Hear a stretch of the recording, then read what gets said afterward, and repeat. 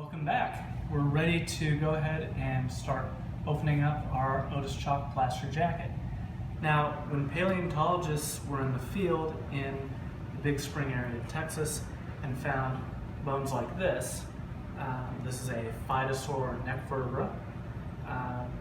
When they found bones like this, usually they're in large accumulations, sometimes partially articulated skeletons, and they would trench around the bones, and then to stabilize the fossils, they would cover them with newspaper and then a layer of burlap and plaster.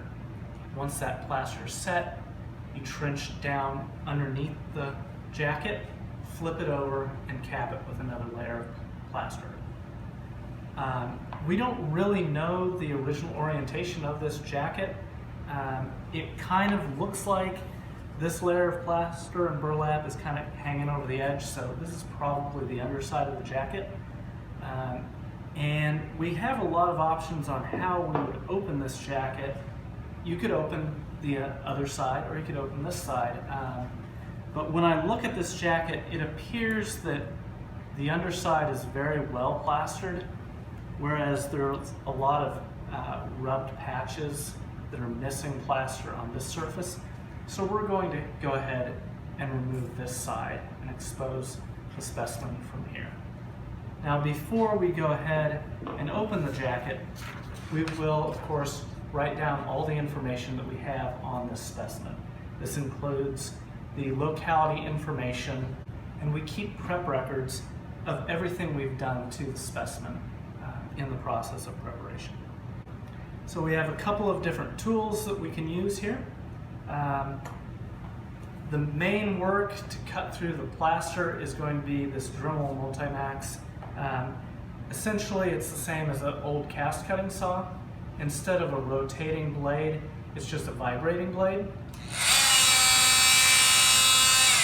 So that if you touch it, it just kind of gives you a little bit of a zing. It won't actually cut you. Once we get through that layer of plaster, we have X-Acto blades to help cut through the last layer of burlap. And as we start to pry it up, we have some old screwdrivers and pliers. Now, when I look at this jacket, you can kind of see that there are spots where the plaster dips down. It's actually wrapping around something on the surface of the bone layer. It's a possibility that there's actually a bone right here. So we will also go through, and instead of just a single cut around the outside, we're going to cut into here to help loosen it around that object. So when we start cutting into the jacket, we aren't cutting straight in, because then you could cut through the plaster and damage the bones. Instead, we're going to cut at an oblique angle and just chip through the outermost layer of plaster. And then we can go in and cut through the last bit of burlap.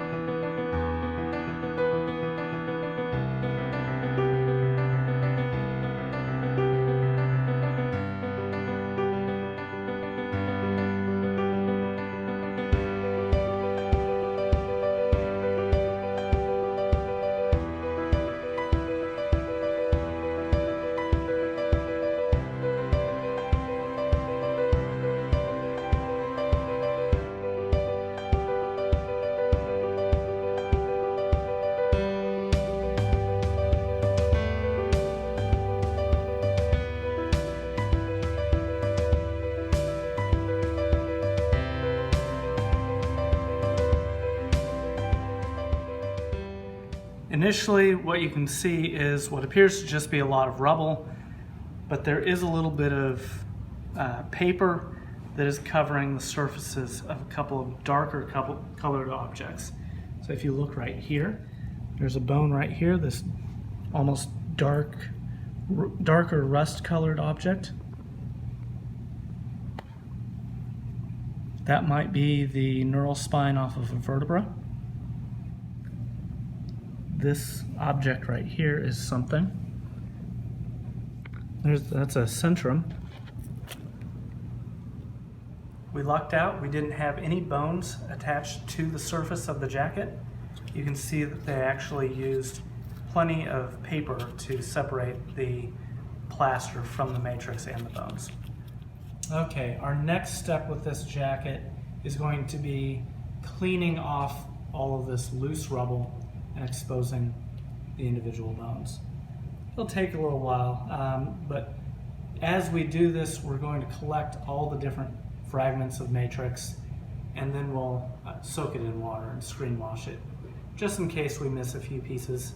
And sometimes you never know. You might find small reptiles and amphibians and fish bones locked away, hidden in this matrix.